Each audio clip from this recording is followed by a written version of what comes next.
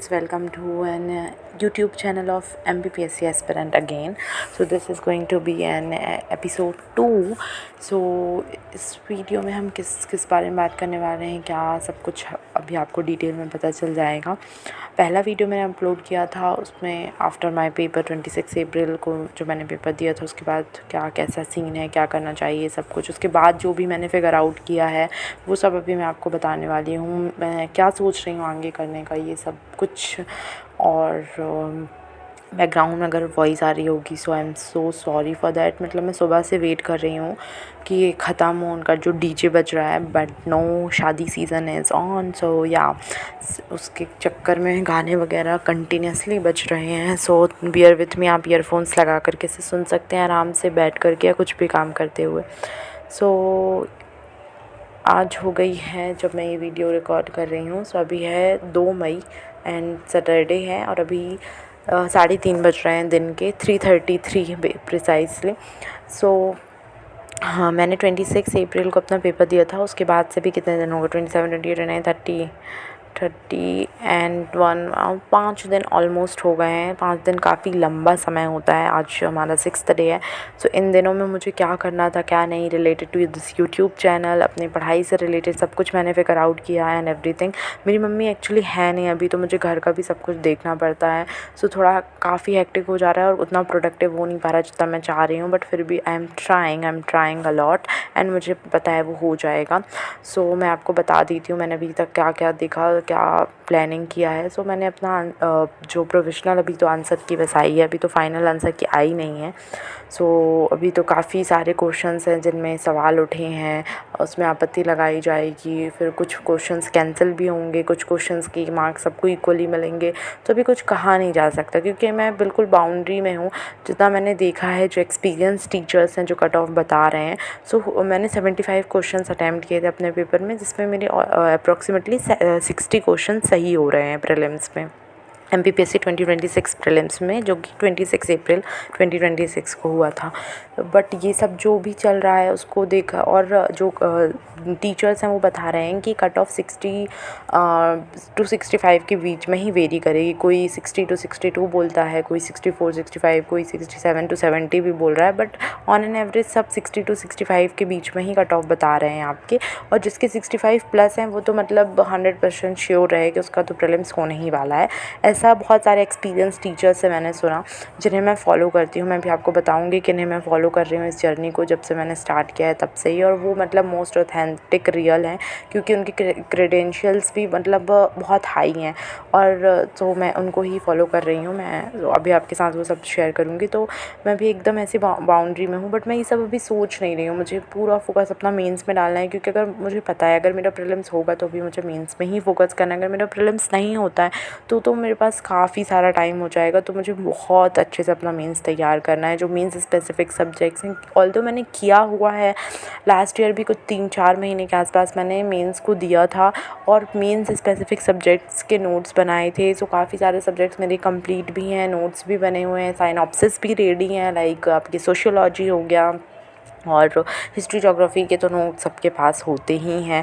बाकी हाँ, लेकिन जो एंटरप्रेन्योरशिप GS3 है वो मेरा बहुत ज़्यादा स्कैटर्ड है, वेदर इट्स इकोनॉमिक्स और एंटरप्रेन्योरशिप और सब कुछ। तो ये सब कुछ मुझे अच्छे से अरेंज करना है। टेक्नोलॉजी मतलब ये सारा पार्ट भी, AI वगैरह, वो सब भी अच्छे से मुझे करना है। तो काफ़ी कुछ है जो अभी नहीं है अच्छे से। सो वो सब मुझे एकदम सिंक्रोनाइज्ड वे में करना है। तो उसके लिए मैंने सोचा कि मैं अपने से अगर करने बैठूँगी तो बहुत टाइम लग जाएगा, और कहीं ना कहीं भी वो अंडरस्टैंडिंग जो मैं लैक कर रही हूँ, जो कि मेंस के लिए इम्पॉर्टेंट है, वो भी अभी नहीं आ पाई है उतनी अच्छी। तो उसके लिए मुझे कोई ना कोई तो मेंस स्पेसिफिक बैच लेना होगा। लास्ट ईयर मैंने लिया था, मेरी गलती यहाँ हो गई कि मैंने last year direct test series join की और मैंने सिलेबस वगैरह देखा और मुझे लगा कि मैंने UPSC के लिए तो ये सब मेंस स्पेसिफिकली पढ़ रखा है, सो हो जाएगा। और हुआ भी, और मैं साथ साथ में पढ़ती भी जा रही थी। मतलब कुछ तो ऐसे टॉपिक थे जो कि मैं टेस्ट के मतलब जिस भी टॉपिक का टेस्ट था उस पर्टिकुलर टॉपिक को मैंने पहली बार पढ़ा और मैं बस जा कर के डायरेक्ट उसका टेस्ट ही देख कर के आ रही हूँ, पहली बार पढ़ कर के।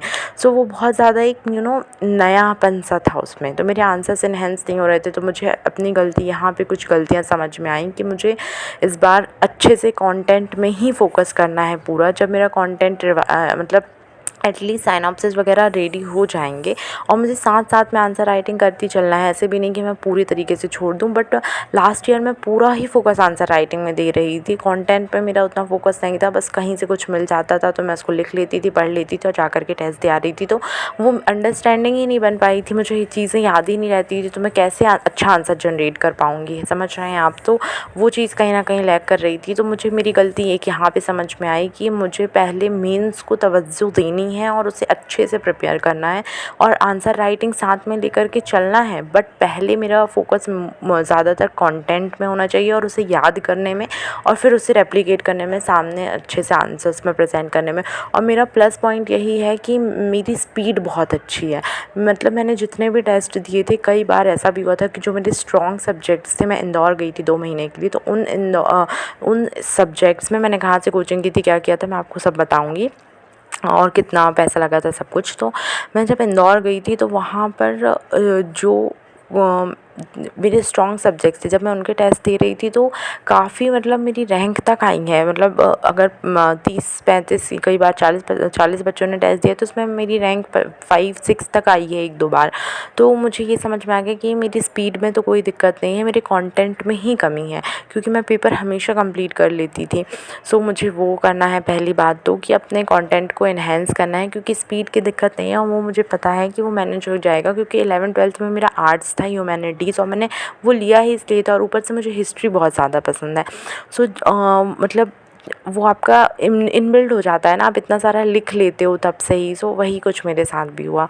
सो हो जाएगा, मुझे पता है, होना ही पड़ेगा ऑफ कोर्स उस चीज़ को। एंड इट्स लाइक कि ये जर्नी अपने आप में यार मतलब मज़ेदार है। अगर आप पढ़ते हो ना तो बहुत मज़ा आता है। तो अब मैं बस उसको एंजॉय करके पढ़ने वाली हूँ। मैं लास्ट अटेम्प्ट्स में इतना ज़्यादा सोच रही थी, आपको समझ, मतलब लोग जो अपने 4th-5th अटेम्प्ट में आकर के जितना सोचते हैं, जिस लेवल की टेंशन लेते हैं, ऐसा मुझे लगता है उस लेवल की टेंशन मैंने पहले ही 2 अटेम्प्ट में ले लिया। मुझे ये था कि मतलब अगर मैं यूपीएससी की भी बात करूँ तो मैंने पहले ही उस चीज़ से कितना कुछ जोड़ दिया था, मैं एकदम रिलैक्स माइंड से दे ही नहीं पाई थी। मुझे सब कुछ पता था, लोग मुझे सब कुछ बताते थे, मैंने सुन भी रखा था, लेकिन मैं उस चीज़ को इम्प्लीमेंट नहीं कर पाई। बट इस बार मैं बहुत काम माइंड के साथ अपनी तैयारी करने वाली हूँ। मेंस वगैरह सब अच्छे से करना है मुझे, और उसके बाद टेस्ट देने हैं, प्रीवियस ईयर क्वेश्चंस करने हैं बहुत सारे, और फिर आराम से शांत मन से अपना पेपर देना है और सब कुछ भगवान पर छोड़ देना है, अपना 100% दे करके। अगर मैं अपना 100% नहीं दूँगी, जो कि मैं अभी कहीं ना कहीं नहीं दे पाई बिकॉज ऑफ नॉट कि मैं मेहनत नहीं कर रही थी, क्योंकि मेरे पास राइट डायरेक्शन नहीं था। सो अब मैं समझ रही हूँ इस एग्ज़ाम को धीरे धीरे, और हो जाएगा। मुझे लगता है कि अगर मैं सही लगी रही मतलब अगर मैंने कंसिस्टेंटली 6 महीने भी पढ़ लिया ना बिना गैप के, तो मुझे लगता है हो जाएगा। बट उसमें एक भी दिन का गैप नहीं आना चाहिए, बस यही शर्त है मेरी अपने आप से। So let's hope for the best. तो मैंने टेस्ट सीरीज़ ली थी, और मैंने जो टीचर्स का भी देखा कि कितनी कट ऑफ जाएगी, क्या कैसा जो टीचर्स बता रहे हैं। तो उसमें मैंने कुलदीप सर जो हैं सफलता IAS के, जो जिस कोचिंग का पहले नाम आई मैग्नस था, तो वहाँ पर जो कुलदीप सर हैं, मैंने उनका वीडियो देखा था। उन्होंने भी बताया था कि 60-62 जाएगा UR का कट ऑफ अप्रॉक्सीमेटली। फिर मैंने AKS सर को, सो मैं सफलता IAS को बहुत ज़्यादा फॉलो करती हूँ just because of Kuldeep sir, क्योंकि मैंने उनका ही मेंटरशिप टेस्ट सीरीज़ वाला जो था वो ज्वाइन किया था इंदौर, जब मैं गई थी 2 महीने के लिए। और मैंने वहाँ पर जाकर के ऑफलाइन टेस्ट लिखे थे। सर बहुत अच्छा एक्सप्लेन करते हैं। टेस्ट के बाद जो टेस्ट डिस्कशन होते हैं, सर कभी भी मिस नहीं करते थे। बहुत इमरजेंसी आ जाती थी तभी मिस करते थे। 1-1.5 घंटे वो प्रॉपर लेते थे, हर एक क्वेश्चन को डिकोड करके समझाते थे कि इसका आंसर कैसे लिखना चाहिए, 2 मार्कर के आंसर कैसे होने चाहिए, कितनी वैरायटी आप दे सकते हैं एग्जामिनर को, अपने आंसर्स को कितना इन्हेंस कर सकते हैं। कंटेंट तो है बट उस कंटेंट को आपको प्रेजेंट कैसा करना है, सब कुछ सर बहुत अच्छे से बताते थे। और बहुत कुछ इम्प्रूवमेंट भी हुआ, मुझे बहुत कुछ समझ में भी आया था। But for some personal reasons फिर मैं घर आ गई थी, और फिर मैंने ऑनलाइन ही वो टेस्ट देना स्टार्ट किए थे। और ऑनलाइन भी मैं काफ़ी दिन तक मतलब कंसिस्टेंट थी, डेली ही अपलोड करती थी। जब टेस्ट होते थे पढ़ करके अपना टेस्ट देती थी स्कैन करके, फिर अब उसे अपलोड कर दिया करती थी। तो ऑनलाइन भी जो सफलता IAS ऐप में टीचर थे, मतलब उसी ऑफलाइन वाले बैच को मैंने ऑनलाइन में शिफ्ट करवा लिया था। तो ऑनलाइन का प्राइस 8,000 था एंड ऑफलाइन का 10,000, तो मैंने वहाँ पर 10,000 दिया था। जब मैं वहाँ पर ऑफलाइन बैच ले रही थी तभी मैंने उनसे पूछ लिया था कि अगर मुझे इन फ्यूचर ऑनलाइन शिफ्ट करवाना हुआ तो क्या ये हो सकता है। तो उन्होंने मुझे बताया था कि हाँ, ऑनलाइन ऑनलाइन का प्राइस 8,000 है, तो वो शिफ्ट हो जाएगा, बट आपको जो 2,000 है वो नहीं मिलेंगे। बाकी आपको सारी कॉपी मतलब जो शीट्स होती हैं जिसमें हम लिखते हैं वो सब आपको दे दिया जाएगा, बैग वगैरह सब जो भी है वो मिल जाएगा, बट वो नहीं मिलेगा। तो अब ऑनलाइन वाले तो जो बच्चे ऑनलाइन बैठ करके अलग अलग डिस्ट्रिक्ट्स में लेते हैं तो उन्हें तो कुरियर कर दिया जाता है। फिर तो मैं वहीं थी, तो मैं तो वहीं से लेकर के आ गई थी जब घर आई थी। तो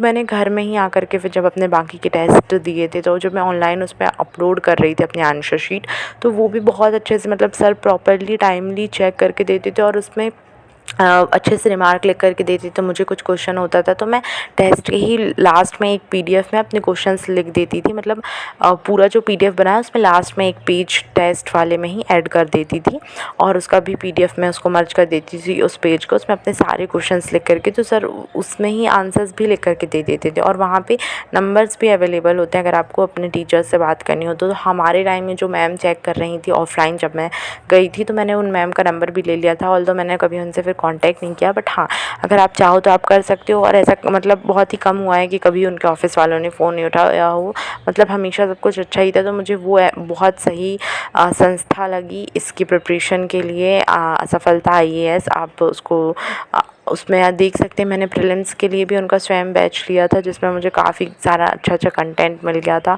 और कंटेंट तो मिल गया था, उसमें गलती मेरी यही हुई कि मैं उनकी जो डेली लाइव क्लासेस होती थी उसे नहीं अटेंड कर रही थी, उनका बस मैं कंटेंट यूज़ कर रही थी और अपने अकॉर्डिंगली पढ़ रही थी। तो वो कहीं ना कहीं मेरी गलती थी। वो भी ऑनलाइन वालों के लिए कुछ 800 रुपये था। टेस्ट सीरीज़ भी फिर मैंने प्रीलिम्स की वहीं से ज्वाइन की थी और मैंने एक जगह से और टेस्ट सीरीज़ प्रीलिम्स की ज्वाइन की थी, वो थे AKS sir, AKS civil academy करके उनका ऐप था, वहाँ से वो चैम्पियन स्क्वायर में भी पढ़ाते हैं। तो चैम्पियन स्क्वायर के यूट्यूब चैनल में AKS सर ने जो मैगज़ीन थी, उस मैगज़ीन का नाम मुझे क्यों नहीं याद आ रहा, उसके पूरे लेक्चर सर ने 2-3 महीने ही पहले स्टार्ट कर दी थी अपलोड करना। तो मैंने करंट अफेयर पूरा वहाँ से किया था। और बिलीव मी गाइस, मतलब उनकी आप मैराथन देख लीजिए करंट अफेयर्स, आप पूरा उन पर निर्भर रह सकते हैं क्योंकि एक एक क्वेश्चन करंट का वहाँ से फंसा था। और अगर कोई क्वेश्चन मुझसे नहीं बना था तो वो मुझे याद नहीं था, ऐसा कुछ भी नहीं था कि मैंने पढ़ा नहीं था, वो याद नहीं था, मैं कन्फ्यूज़ थी और नेगेटिव मार्किंग थी इसलिए मैंने मार्क नहीं किया था। बाकी फिर जब मैंने आकर के देखा और मैच वगैरह किया तो सब कुछ सर ने पढ़ाया हुआ ही था। तो आप मतलब उनके ऊपर ट्रस्ट कर सकते हैं और उस बहुत क्लैरिटी के साथ AKS सर हमेशा पढ़ाते हैं, तो वो मुझे बहुत अच्छा लगता है। और उनकी टेस्ट सीरीज़ मतलब मैच करती हैं यार, मतलब MPPSC के लेवल को, सो वो मुझे काफ़ी सही लगा था। तो आप उनको भी फॉलो कर सकते हैं। अभी तो मैंने ऐसे कुछ एग्ज़ाम्स क्लियर किया नहीं है कि मैं इतने उससे बता दूं, बट हाँ जितनी मेरे पास नॉलेज है, जितना मुझे समझ में आता है कि ये चीज़ अच्छी है, ये चीज़ नॉट ओनली फॉर प्रॉफिट है, तो उसके बेसिस में मैं आपको बता रही हूँ। ऑफकोर्स वो लोग भी उस बिज़नेस में हैं तो वो अपना प्रॉफिट देखेंगे, बट क्वालिटी कंटेंट है। और मुझे चैम्पियन स्क्वायर्स के भी स्क्वायर जो है उनका भी यूट्यूब चैनल के मैंने जितने भी देखे, उनको कुछ भी मैंने पेड नहीं किया था, तो वो भी बहुत अच्छा लगा। तो मैं वही सोच रही हूँ कि मैं मेंस के लिए जो भी मुझे वीडियो लेक्चर चाहिए मेंस स्पेसिफिक सब्जेक्ट के, वो मैं AKS सर से ही लूँगी क्योंकि उनके वीडियोज़ ही मैंने हिस्ट्री के भी लिए भी जो 2024 में सिलेबस चेंज होने के बाद न्यू जो हिस्ट्री के पूरी एक यूनिट न्यू ऐड हुई है, वो भी मैंने AKS सर के पास जो क्रांति बैच करके उनके यूट्यूब चैनल में अपलोडेड था। वहाँ एक मैम पढ़ा रही थी, आकांक्षा मैम आई गेस, या फिर जो भी नाम था, आई एम सॉरी मुझे नेम तो याद नहीं, आप देख सकते हैं उनके चैनल में, वहाँ से ही पूरा किया था। तो वो बहुत ही सही था और मतलब क्वेश्चंस वहाँ से आए हुए थे डायरेक्टली। और मैं आपको बता रही हूँ एकदम सिंक्रोनाइज्ड वे में वो सिस्टमेटिकली पढ़ाते हैं और नोट्स वगैरह मुझे उनके काफ़ी सही लगे। तो मैं अब उनकी कोचिंग से ही अपना मेंस का जितना भी पोर्शन है, नोट्स और स्टडी मटेरियल और वीडियोस वगैरह सब मैं उनके चैनल को ही फॉलो करने वाली हूँ क्योंकि मुझे जितना देख करके समझ में आया है तो मुझे वो ज़्यादा बेनिफिशियल लगे। ऑल्दो उनके उतने ज़्यादा फॉलोवर्स या बड़ी ब्रांच वगैरह नहीं है, बट जितना मुझे समझ में आया है कि वो सिलेक्टेड कैंडिडेट्स को ही लेते हैं पढ़ाने के लिए या नोट्स मेकिंग के लिए, तो वो बहुत ज़्यादा मतलब सही लगा नोट वगैरह उनका। और मेन इसलिए सही लगा क्योंकि वो सिस्टमेटिक है और दूसरा वो क्वेश्चंस फंस रहे हैं पेपर में, और क्लैरिटी जो वो प्रोवाइड करते हैं और अफोर्डेबिलिटी भी। सो या आप उसको ले सकते हैं। कुछ 400 के आसपास मैंने AKS सर की यूनिट वाइज, और CSET भी था उसमें, CSET की भी टेस्ट सीरीज़ थी कुछ 1-2, और यूनिट वाइज टेस्ट सीरीज़ थी 30-30, मतलब हर एक यूनिट की 3-3 टेस्ट सीरीज़ थी। तो ऐसे करके काफ़ी सारी सीरीज़ हो गई थी, ऑलमोस्ट 90 के करीब। एंड फिर FLT थे 12, तो उसमें FLT ही थे, और एक और FLT थे पुराने जो उन्होंने दिए थे 17। तो प्रीलिम्स में मैंने ये सब किया था उनके उससे, और फिर उसका डिटेल्ड एक्सप्लेनेशन वगैरह भी, सो आप उसे देख सकते हैं। एंड बैकग्राउंड में अगर नॉइज़ आ रही होगी तो I am so sorry, just wait.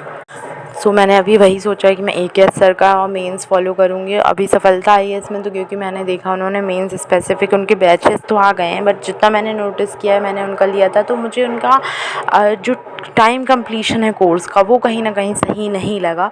सो अभी तो मैं AKS अकेडमी में ही मोर डिपेंडेंट होने वाली हूँ, रहने वाली हूँ। और एक और मैं आपको यूट्यूब चैनल बताना चाहूँगी, अश्वत अकेडमी करके हैं एक सर, वो बहुत दिनों से, काफ़ी दिनों से पढ़ा रहे हैं। सो आप अरुण सर हैं, आप उनको भी फॉलो कर सकते हैं। उन्होंने भी प्रीलिम्स में काफ़ी मेहनत की थी, और मेंस में भी मैं उनको फॉलो करूँगी। बस मैं उन्हें फॉलो नहीं कर रही हूँ मेंस में, क्योंकि कहीं मतलब उनका गाइडेंस वगैरह सब मैं देखूँगी, बट कहीं ना कहीं क्योंकि वो हिंदी मीडियम में ज़्यादा उनका फोकस रहता है, इंग्लिश मीडियम का उनके पास जितना मुझे पता है अभी तक उतना कुछ आया नहीं है रिस्पॉन्स इंग्लिश मीडियम के लिए उनकी तरफ से। सो या यही था अभी तक मेरा प्लान, जितना मैंने सोचा, एनालाइज़ किया कि अब मैं कैसे फ़र्दर करने वाली हूँ। तो डेली मैं अब बस सिलेबस निकालूंगी, और मैं पहले मेंस वाले सब्जेक्ट्स करूँगी, और फिर जो मेंस और प्रीलिम्स में स्पेसिफिक मतलब कॉमन सब्जेक्ट्स हैं, वो जैसे जैसे प्री पास आता जाएगा वो लास्ट के मंथ में करूँगी, क्योंकि अभी प्री का तो पढ़ा ही हुआ ही है, नोट्स भी हैं, सब कुछ है, ऑल दैट। सो ऐसे करने का मैंने सोचा है। एंड टेस्ट सीरीज़ फिर हम लगाएंगे बढ़िया से, आराम से, पर हम पहले अपना कंटेंट कंप्लीट करेंगे। जैसा जैसा होता जाएगा मैं आपको अपडेट्स देती रहूँगी। एंड अभी तो मुझे जो भी लग रहा था मैंने निकाल दिया है, जो भी जैसी भी प्लानिंग की है अभी इस वीडियो में मैंने सब कुछ बता दिया है, और एक मतलब मेरे माइंड को भी क्लैरिटी मिल गई जैसे जैसे मैंने सबको सही सही बताया सिस्टमेटिकली। सो या I hope you like this video. अगर आपके पास कोई और अच्छा सोर्स गाइडेंस हो तो प्लीज़ शेयर कीजिएगा कमेंट्स में। And thank you, bye.